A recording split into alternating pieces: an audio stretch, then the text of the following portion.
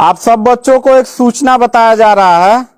तो भारत सरकार का तुगलकी फरमान जारी हुआ है कि आप सब बच्चों का विद्यालय फिर बंद किया जा रहा है क्योंकि कोरोना बढ़ रहा है।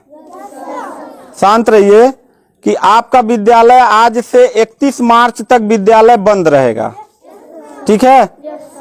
और आप सब लोगों को बताना चाहेंगे कि यही काम पिछले साल भी हुआ था कि 1 हफ्ते के लिए लॉकडाउन किया जाएगा जब आपका एनुअल एग्जाम चल रहा था, और तब से लेके पूरा साल जो था वो विद्यालय बंद हो गया, जिससे आपकी पढ़ाई बहुत ज्यादा नुकसान हुआ।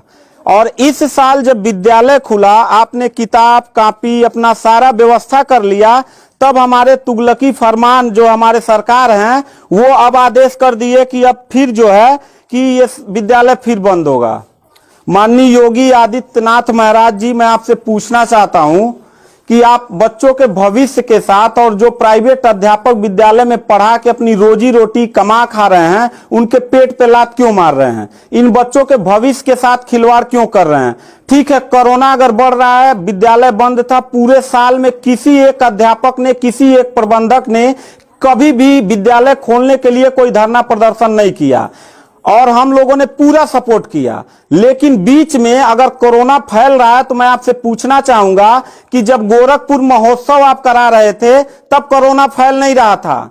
जब आप आके यहाँ पे इलाहाबाद के प्रयागराज में कुंभ का मेला लगवा रहे थे तब कोरोना नहीं फैल रहा था, जहां पे करोड़ों लोग स्नान करने गए। और अभी हरिद्वार में महाकुंभ का आयोजन आप करवा रहे हैं तब कोरोना नहीं फैल रहा है। बिहार में चुनाव हो रहा है तब कोरोना नहीं फैल रहा है। और विद्यालय जो बच्चों का सबसे देश की रीढ़ की हड्डी होते हैं, जिनकी बुनियादी शिक्षा, प्रारंभिक शिक्षा आप बिल्कुल बर्बाद कर दिए हैं पिछले 2 साल से, और अब जाके फिर लॉकडाउन आप लगा रहे हैं। तो आपसे पूछना चाहेंगे कि बच्चों के भविष्य के साथ आप मैच क्यों खेल रहे हैं? ये जितने भी बच्चे हैं, अगर 1 मार्च आप 1 अप्रैल बोले हैं, 1 अप्रैल तक अगर विद्यालय नहीं खुला तो इन सारे बच्चों को लेके मैं रोड पे बैठ जाऊंगा। ये मैं आपको खुला चैलेंज कर रहा हूं, क्योंकि बात सिर्फ मेरे तक का नहीं है, इन सारे बच्चों का भविष्य है। और इन सारे बच्चों का भविष्य आप लोग अंधकार में डाल रहे हैं। आप लोग खुद नहीं चाहते हैं कि देश का बच्चा पढ़े, पढ़ के कुछ लायक बने। आप लोग अपना जब रैली निकालना रहेगा, चुनाव रहेगा, तो कोरोना आपके पास नहीं रहता है। और जब आपको लगेगा कि आपके विपक्ष में लोग खड़े हो रहे हैं तो आप कोरोना का ड्रामा करा के विद्यालय को सबसे पहले आप बर्बाद कर रहे हैं। आप बताइए, विद्यालय में आप गोरखपुर जिले में 193 लोगों ने अपने विद्यालय की मान्यता निरस्त करा लिया।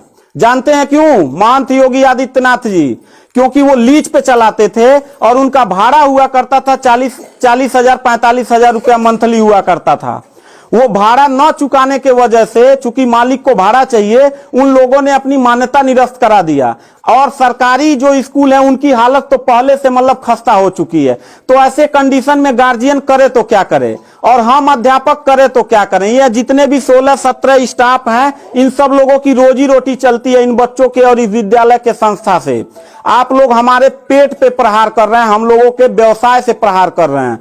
अगर आपको लग रहा है कोरोना है, ठीक है, विद्यालय बंद कर दीजिए, तो आप ये भी अपनी नियत को साफ करिए कि कुंभ का जो मेला, महाकुंभ का लगवाने वाले हैं, उसको भी कैंसिल कर दीजिए। और जो गोरखपुर महोत्सव और गोरखनाथ का मेला लगवा के आप ड्रामा करवा रहे हैं, वो भी बंद करवाइए। यानी आप खुद नियम का पहले फॉलो करिए, हम लोग नियम को फॉलो करने के लिए तैयार हैं।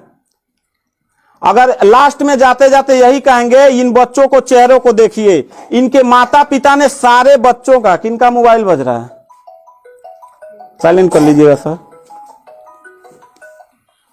इन सब बच्चों के माता पिता ने, बच्चों कितने लोगों ने आप किताब कॉपी अपना सारा कंप्लीट कर लिए हो?